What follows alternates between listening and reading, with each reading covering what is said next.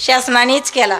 कारण तर आम्हाला इथं मतदान ब्लेड पेपरवर घ्यायचं होतं, ते घेऊन दिलं नाही. आमच्यावर दबाव आणला, आमच्यात अन्याय झाला आमच्यावर. कारण तर इथं सगळी पोलिस दमदाटी देऊन घरी नोटिसा पाठवून गुन्हा दाखल करू म्हणत होती. हे आमच्या गावाला अन्याय आहे. हे आम्हाला न्याय मिळालाच पाहिजे.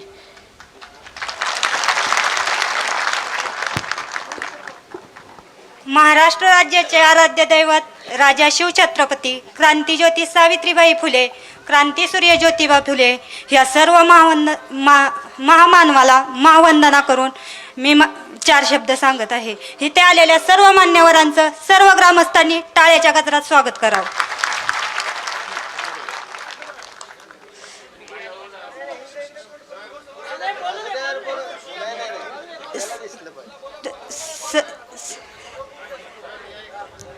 चेहरा कोणता घ्यायचा हे माझ्या हातात नव्हतं. चेहरा कोणता घ्यायचा हे माझ्या हातात नव्हतं.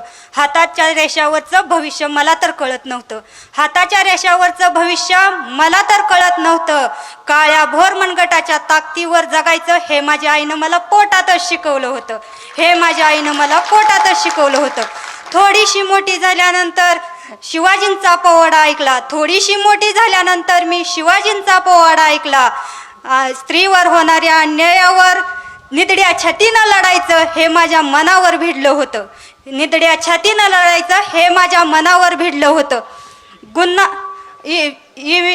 EVM विरुद्ध ज्यावेळी उठवला त्यावेळी आमच्यावर गुन्हा दाखल केला. असा काय आम्ही गुन्हा केला होता?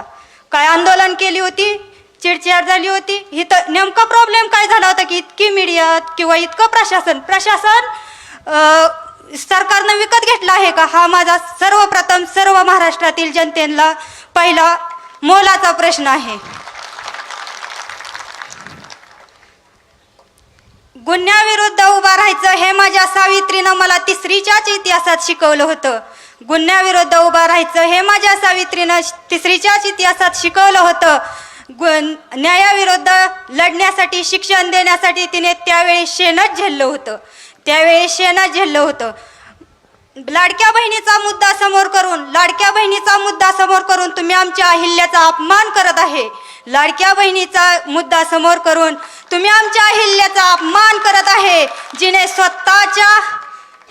स्वतःच्या हिमतीवर किंवा स्वखर्चानं ज्यावेळी समाजाला जगवलं होतं, तिनं अनेक पानपोया अनेक उपक्रम करून तिनं स्वातंत्र्याशी कसं लढायचं हे आम्हाला पिंडीला मिठी मारून दाखवलं होतं. त्यावेळी लहान वयातच 9 वर्षाचा असताना तिनं पिंडीला मिठी मारून दाखवलं. पुण्यश्लोक अहिल्यादेवी होळकरांचा, पुण्यश्लोक अहिल्यादेवी होळकरांचा. भाव कवडी मोल किमतीनं दिला होता. त्यावेळी बोस्टनची कत्तल, बोस्टनची पार्टी आम्ही 10वीतच शिकलो होतो. बोस्टनची पार्टी आम्ही 10वीतच शिकलो होतो. त्यावेळी अनेक उठाव होत होते, अनेक अन्याय होत होते. त्यावेळी गावोगावी उठाव होत होते. तिथल्या तिथे लोक चिरडली जात होती. त्यावेळी इंग्रजांना देशातून बाहेर काढण्यासाठी 150 वर्ष गेले होते. इंग्रजांना बाहेर काढण्यासाठी 150 वर्ष गेले होते. असा EVM विरुद्ध जर उठवायचा असेल तर गावोगाव उठवून चालणार नाही. मार्कडवाडीत पडलेल्या ठिणगीचा देशभर वणवा झाला पाहिजे. मार्कडवाडीत पडलेल्या ठिणगीचा देशभर वणवा झाला पाहिजे. मी एवढंच म्हणेल की नाद नाही करायचा आमच्या गावाचा. एवढं बोलून मी माझं छोटंसं मनोगत संपवते. आपलं मनोगत अतिशय थोडक्यात EVM बद्दलच फक्त बोलायचं. काय मतदान झालंय ते फक्त EVM बद्दल बोला. साहेबांना वेळ कमी. सर्वप्रथम मी सर्वांचे आभार मानते, त्यांनी मला बोलण्याची संधी दिली. मला जास्त काही माहित नाही, आता मी 10वीलाच आहे त्यामुळे मला जास्त काही माहित नाही, परंतु मी एवढंच सांगू शकते की आमदार साहेबांना आमच्या गावात प्रत्येक वेळेस जास्त लीड मिळायचं, पण ह्यावेळेस कसं काय मिळालं नाही हा सर्वांच्याच मनात एक शंका आहे.